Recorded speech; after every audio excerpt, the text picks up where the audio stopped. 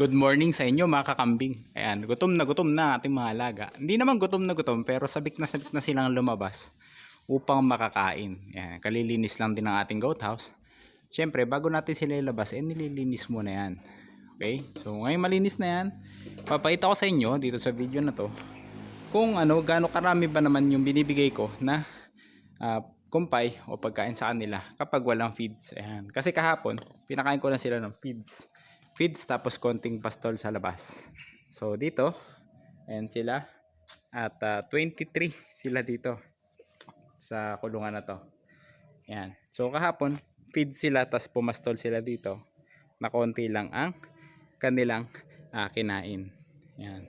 So ngayon, pakita ko sa inyo yung aking kinumpay kahapon na in-air dry at sinandry ko na rin bago ko ibigay sa kanila. So kinuha ko to kahapon ng 4 o'clock, no, tapos ako ng 5 o'clock at ganito karami. Yan yung binigay natin, isang puno ng ating sidecar o yung barang natin, yung tinatawag natin na kulong-kulong. Yan yung sidecar. Okay, so palibutan natin ganito karami yan. Yan, puro napier. May natira pa sila dito ng isang araw. At syempre bukod sa napier, mayroon silang mga santol nakakainin dyan, yung mga nalaglag na santol at mga damo na tumubo. Okay, so hindi tayo pwede mag-rely masyado sa mga damo na tumubo dahil masyado mababa yan at baka pagmulan pa ng bulate. So hi kayo sa mga manok ko. Yan.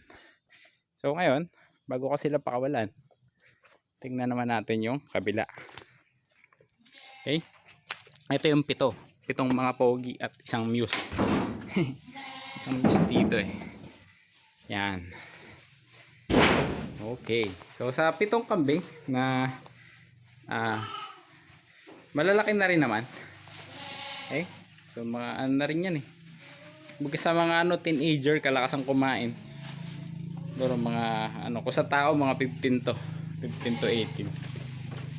Yung mga kalakasang kumain. Ganito yung binigay ko sa dalawa, tapos isang maliit naglagay ako. So dalawang pasan na sakto lang, plus isang binantuan ko ng isa pa dito. So yan, nauubusin nila hanggang mamaya. So same din, nag-feeds din sila kahapon.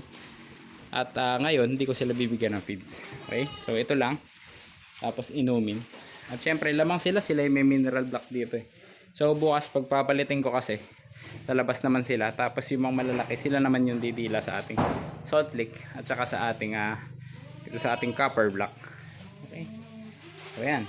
Ngayon, pakawalan na natin yung nasa kabila. Yan. Kasi pag ganito, mga raw video na lang ginagawa ko muna. Sa ganun, tipid sa edit. At nakikita nyo rin mismo yung ginagawa ko sa farm. Yan. Para na rin kayo nasa actual. Ang tinatakpan ko to ng plastic matting kasi lumulusot yung maliliit. Kaya pag lumabas sila, tatakbo sila doon. Buwan sila. Kita nyo naman. Para Lion King. Parang doon sa Circle of Life na kanta. Tatakbuhan sila. Ayan. Ngayon ay kinakain na nila. So yung iba, makikita nyo, dumiretso na sa paborito nilang napier.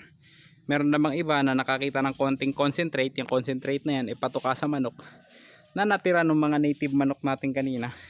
Mabilis ang pang-amoy ng kambing. Kaya kitang-kita nila kagad yan. O, diba? Napakalilino ng mga mata at napakatatalas ng mga pang-amoy.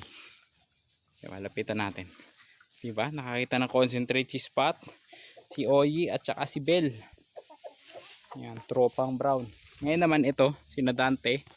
Yan, si May, si Iritel at si Undas. Si ano pala to? Guinevere at saka si Walter. Yan, si Marie. Yan, ito si Undas. Andyan sila. Kumakain sila ng napier. Gusto nila yan. Tama-tama naman. Na-air dry ko na sila. Okay, safe na yan. Wala nang hamog. Di na masyadong basa. At na-sundry ko kanina umaga, okay naman, di ba? So, napakaganda niyang pagkain sa kanila. Hindi lang yung napier, may kahalo pa yan na konting bagin. Yan, nagpapasarap sa kanilang panlasa. Okay, so ganun sila. Pag nakatikim na, dito naman, lipat naman sila sa paborito nilang mga santol. Yan si Mama Brown, lagi nila santol ang binabanatan. Oh, ayun, kitang-kita nyo sa video. Diba? Ayun. Bitaw ang buto. Kinakain na santol. Mamin, naglalaway-laway na naman yan kasi medyo nangangasim. Yan. Pero paborito niyan, araw-araw siyang ganyan. At ang buto niyan, safe naman. Makikita nyo, nilalabas nila, niluluwa nila dun sa goat house na wawalis ng aking inaanak. Na pag ako nagwawalis minsan, nakikita ko mga buto, naiipon dun. O, diba? Sarap na sarap si Mama Brown. So, ganun, ang ating routine dito, kapag hindi tayo nagbibigay ng feeds, ay yan ang kanilang mga kinakain. O, diba? Sarap. So, ganun lamang. Dito, minsan namumulot sila ng mga dahon ng santol na nalaglag. At ito namang iba, santol din. Yan, si Marie.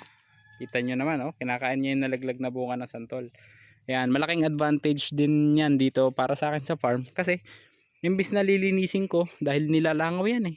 Kapag hindi mo nilinisan, lalangawin talaga yung mga nabubulok na prutas. So, pag may kambing tayo na ganito, ayan, kitang-kita nyo naman ang ebidensya. Saan sinaid nila. Oh, di ba?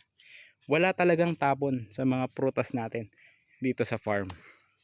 So, napakalaking bagay na meron tayong mga kambing na ganito. At nagiging katulong natin sila sa pag-aalaga sa ating mga farm. O, di ba? Ayan pa iba. O, dito sa labas, hindi ko pa sila nilalabas dyan. Lalagyan ko pa kasi ng sanggayan na net, bakod, upang mas lalo nilang matabas yan. Wala naman tayong mga tanim dyan. Wala na akong mga luya dyan. So, nilipat ko na yung luya ko dun sa kabilang side na ating vegetable garden. Wala tayong magiging problema. Balang araw magiging pastulan yan ng ating mga kambing pag tayo nagkaroon ng budget para sa ating yung net. Okay, so ayan, balikan natin sila bago ko tapusin yung video. Kung meron pala kayong tanong tungkol sa mga pagkain nila, pwede nyo ako i-message sa aking Facebook page na Kambingan ni Ali Boy, o kung meron naman kayong YouTube account, di-comment kayo dito sa ating comment section, di ba? Yan, tutubuan ko ng kabot eh. Nakakuha ko kaninang umaga 3. Yan, message nyo lang ako pag meron kayong topic o yung gustong malaman na related sa pagkakambing natin dito. At pag abot naman ng ating kaalaman at karanasan, eh babahagi natin yan sa inyo. So yan, ang mga sinishare ko sa inyo dito ay mula sa mga experiences, seminars, kapwa magkakambing, veterinaryong kaibigan natin, at syempre sa publication ng Livestock Development Council ng UP. Okay, Diliman. Okay, yan. So muli, maraming salamat po sa inyong tiwala. Huwag po kalimutan mag-subscribe sa ating YouTube channel na Teacher Farmer Ali at ating Facebook page na Kambingan ni Ali Boy. Happy farming po!